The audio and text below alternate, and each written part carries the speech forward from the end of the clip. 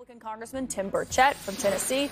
Congressman, you are still on Capitol Hill, but everyone else is obviously going home today. Why is the House going home without any of this being resolved? Well, actually, they sent another. They told us we're in the whip's office this afternoon to stay. So a lot of people have turned around and are coming back.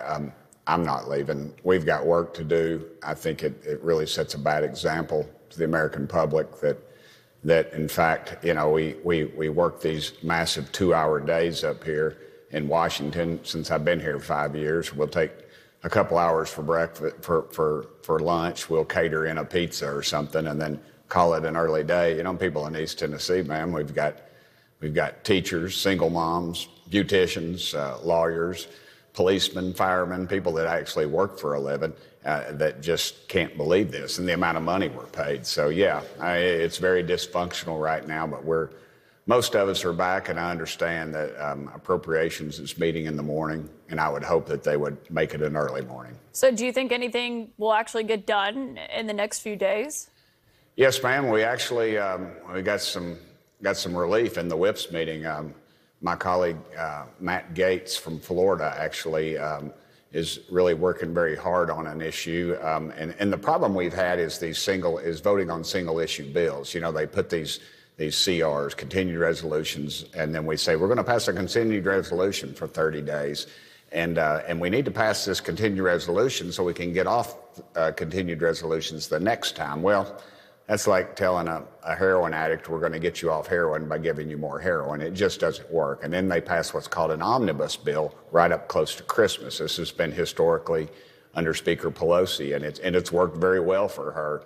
But I don't like passing, as she says, passing something so you know what's in it. And that's exactly what an omnibus bill is. It'll be, say, 2,000 pages, and you'll read down till you find funding for something in your district, and then you stop voting. Go ahead. What you're talking about here and what the arguments have been about between you and your colleagues over not agreeing on this is really just a messaging bill, because the spending cuts that Republicans are fighting over so furiously have no chance of actually getting passed through the Senate. So what is the ultimate plan here? I mean, you're working to pass something that won't actually go anywhere. I would flip that on you and say what the Senate is working on has no chance of passing in the House. I mean, we're supposed to be equal bodies, and I just don't buy that rationale, ma'am. We should be, there's 435 of us, and granted we have our differences, but we are one of the 3 branches of government. And so I would hope that in the future people would see that. I mean, that's a pretty common knowledge thing, but still, I understand what you're saying, that they're not going to pass what we want. But when you negotiate, say, for instance, I passed the speed limit in Tennessee, raised the speed limit. Steve Cohen and I, of all people, passed the speed limit in Tennessee. We asked for 85 and we took 70. You know, in the beginning, they were asking for a 1% cut. Like that's going to do anything when we've just passed the $33 trillion mark of debt that we just continue to run up. And we do that by passing these continued resolutions. Now, though, we're going to be able to vote on individual appropriations. And lo and behold, today they said we'll vote on 4 of them. So I think that's a great start. Even if you vote on those individual bills, I mean, are you going to be able to get all of that done to the Senate, have them send it back to you with their changes? Obviously, as you were noting, it's a negotiation here. But is that going to be able to be done by next Sunday, or do you think the government is going to shut down here?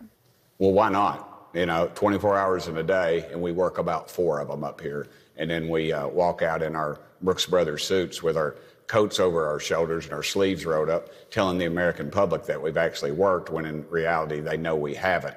So I would submit to you, let's work over the weekend. I'm here. The majority of us are here. But are you saying that to other Republicans? Because, I mean, it doesn't – I'm not a member of Congress. Are you saying that to Speaker McCarthy, that everyone should be staying? Absolutely.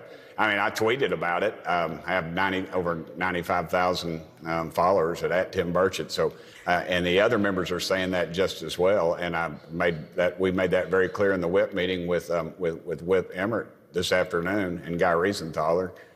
his number two man. So I think leadership understands that, and they understand our frustration. So yes, ma'am, I would say that's a valid point, and it's been taken by leadership. I'll just say I'm a little skeptical because we had Mike Johnson on here last night. He said the hardliners were in agreement. Clearly, they were not. So we're just a bit skeptical of any agreements. I do want to ask you, former President Donald Trump is weighing in on this. He is saying that there should be a shutdown. He is not in favor of a short-term bill and says that you and your colleagues should not support it, apparently believing that it will halt the special counsel's prosecutions. I mean, but do you think he understands that a shutdown does not do that? It does not stop Jack Smith's investigations and ongoing prosecutions?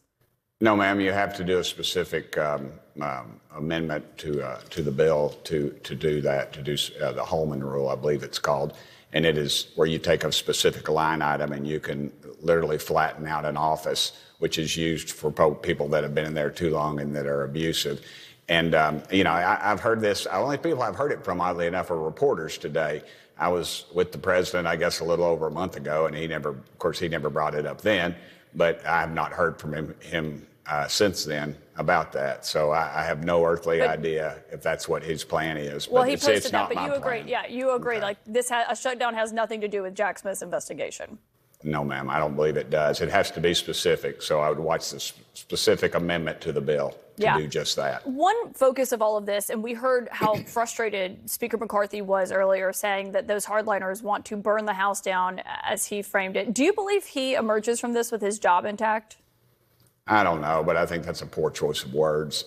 We don't want to burn the House down. We just want us to be fiscally sound. That's what we ran for. That's why I believe we received a very slim majority, because we didn't push that out to the American public, just the billions and billions of dollars that we're wasting. I mean, daily, we sent almost $140 billion to Ukraine unchecked, and then the poor people in Maui can't even get anything. And the people in Pennsylvania, after the chemical spill, they're still waiting. And I just think our priorities out of whack. And now I understand if we shut down the Ukraine, said that. Speaker? I have my questions. I have my doubts right now, because I'm seeing we need leadership, ma'am. We don't need someone just to say we got 218 votes or whatever that jumps on the train after it leaves the station. We need some people. Speaker Pelosi, for instance, I'll give you I don't agree with her ever, hardly on anything, but she was pretty successful in the way she did it. Was she put an issue out amongst her caucus? She met with them. She got she figured out what they wanted, and then they put it on the floor and they passed it, and they rallied around it. A lot of work goes into that, but we're not seeing that. I'm not seeing that work right now, and it's very disappointing to me. A rare compliment from a Republican for former Speaker Pelosi. She's a friend of mine. I mean, she has a granddaughter named Isabella, and I have a daughter named Isabel. And my daughter got hurt real bad last year on a horse, which she actually won world championship in her division. And Speaker Pelosi is always asking me about her. So, yeah. I'd love to hear that. And we hope that your daughter is recovering well. Congressman, you got a lot going on. Thank you, Tim Burchett, for joining us tonight. Thank you so much for having me on, ma'am. It's been a pleasure, as always.